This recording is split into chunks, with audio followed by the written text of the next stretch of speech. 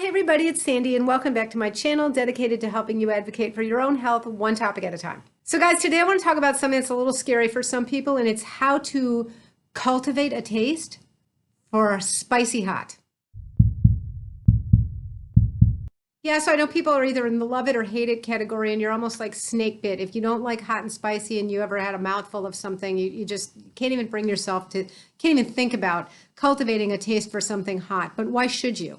The heat that you taste in various things like peppers is from capsaicin, which is an anti-inflammatory component of hot peppers.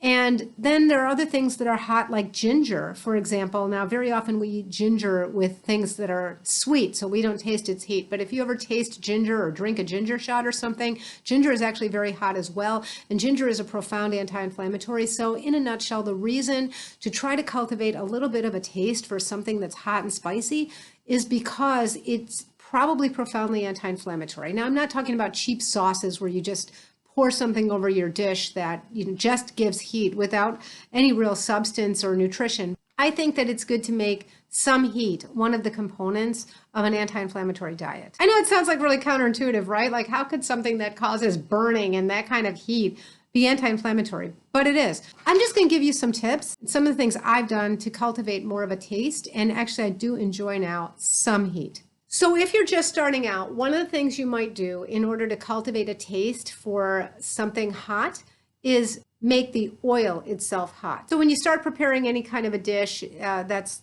stir-fried, sauteed, whatever, it usually starts with some kind of aromatics. You heat up some oil in a pan, and then you add some onion, garlic, whatever, and you saute the onion for a while. Like, then you add the garlic, maybe some, bell peppers. Those are the aromatics, and they sort of are going to scent the dish and be the base of the dish. And then later on, you add other things. You can saute like a dried pepper pod, like a red chili pepper. Those come in little pods. In fact, you might have seen them if you ordered something in a Chinese restaurant, and sometimes they're in the dish and you don't want to eat one. But if you just put that pod down in the hot oil and saute it and move it around for a little bit, swirl it around, and then remove it, the oil will carry with it a nice background of that spice that you will taste, and it will be quite subtle in the final dish. So I started out doing this when I made chili. I make a vegetarian chili, so it's a lot of beans, and it starts out with the typical aromatic saute of onions and bell pepper. I started sauteing one or two of those dried red chili pepper pods in that hot oil and then getting rid of it. And I would just taste the slightest bit of some heat in the background, and it was really delightful. I'm surprised because that was back when I just didn't have anything hot and spicy. So I'm going to show you what those little peppers look like and what I'm talking about. But one way to do this is to just spice your oil. One thing that will help you to have the heat without like the burn is going to be to enjoy it in the background of an acidic environment, so acidic foods. A lot of ethnic foods that use hot, spicy, like Indian food, for example, tends to be fairly acidic. Middle Eastern does as well. So in those cuisines, there's a lot of tomato sauce, there's a lot of lemon, there's a lot of yogurt, and all these things are sort of adding acidity. And in fact, in a lot of Indian foods served alongside things that are way too hot for me, they add yogurt. And that's one of the things they say if you ever have too much or you want to quickly get rid of that. The instinct is to grab a glass of water and down it, but really the better thing to do is the yogurt, because that acidic lactic acid is going to help calm some of that burn. So one authentic Middle Eastern dish that I like to make, it actually originated from North Africa, is shakshuka. For those of you who don't know what shakshuka is, it's basically a hot, spicy tomato sauce with eggs simmered on top, and it's a great brunch dish. But there's a lot of lemon in that sauce, so you don't only have the tomato, you have a lot of lemon. And so then when you add the spice, there is some hot pepper in shakshuka traditionally. The acidity tends to balance it out and mellows it quite a bit. Another thing you can do is just add something acidic if it isn't already to something hot and spicy. So adding yogurt, like I just said, or you could add some like feta cheese or something that has that real sour taste to it. That will help temper some of the heat. And that brings me to my next one, which is a little bit of an overlap with use something acidic, use something sour. So sour isn't always acidic, but the sourness will definitely temper heat. So some people find that if they don't really like a lot of hot, spicy foods, but they enjoy hot and sour soup, for example. So anything sour that probably is acidic. Certainly fermented foods tend to have that sour tang to them, and they are acidic, by the way. Fermented kimchi, for example, and you can take just a tiny bit of that. Kimchi is basically a Korean sauerkraut. It's got a whole lot of different flavor combinations going on. It's much more complex than regular sauerkraut. It's phenomenally beneficial for your health. I make my own kimchi, so sometime if anybody wants to see what I do in the way of making kimchi, let me know, and maybe I'll do a video on that. But any fermented food is sour and is highly acidic, and that's all going to help with the spice. Kimchi is pretty spicy depending on how you make it. Take like a little bit in the background of something else.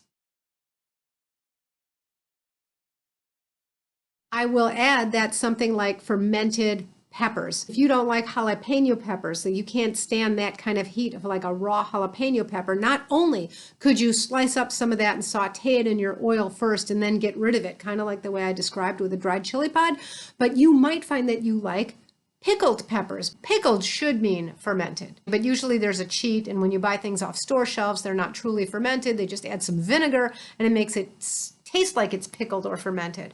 It's a little bit of a cheat. But anyway, you might find that even though you don't like jalapeno peppers on something, you might find that actually you might like pickled jalapeno peppers. It's because that sour helps to temper it. And that might be a good way to get some of that in your diet without feeling too much pain right away. My next tip is that you can make actually your own flavored oils. And I do this, and it's really a lot of fun, actually. You can put together all different flavor combinations. For example, I have one that is an Asian-inspired flavored oil where I throw a bunch of things into a ball glass jar. So I've got some Szechuan peppercorns in there, and just a few spices, a piece of star anise, how do you say that? So I heat up some avocado oil in a saucepan. I saute some ginger in there, and then I toss that out. And then take that oil and pour it into that jar with the other spices in there. There might be sesame seeds. There are all kinds of things. If you want to make it last longer, you'll keep it in the fridge. If you think you're going to use it pretty quickly, you can leave it out on the countertop. And that oil is now flavored, and then I can use that as the base for other things that I'm going to cook. So again, you just have like a heat-infused oil. And you can have other flavors in there as well, not only heat.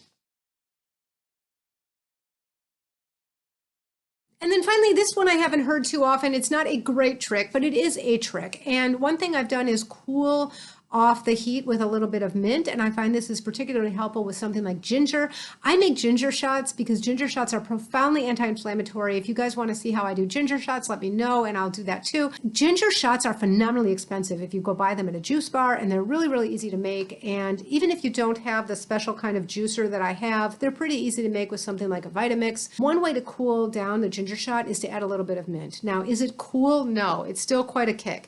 And my recommendation is that if you do want to have a ginger shot, just really drink it like a shot, whoop, all at one time, and it's done, because otherwise you might not want to take the second sip. But I do find that mint does help some to cool that down. And so let me know if any of you are trying. I'm always trying to better my diet and better my lifestyle. I'm never going to be done with that. When I've tackled one thing, it's time to go on to the next and always add more and do better. I'm still working on this. This has definitely been a journey for me with the hot and spicy. Let me know if some of you are on that same journey, or maybe you already have some tips under your belt that I didn't cover. And please feel free to put those in the comments section and let me know if this was helpful. And until next time, be well. Bye-bye.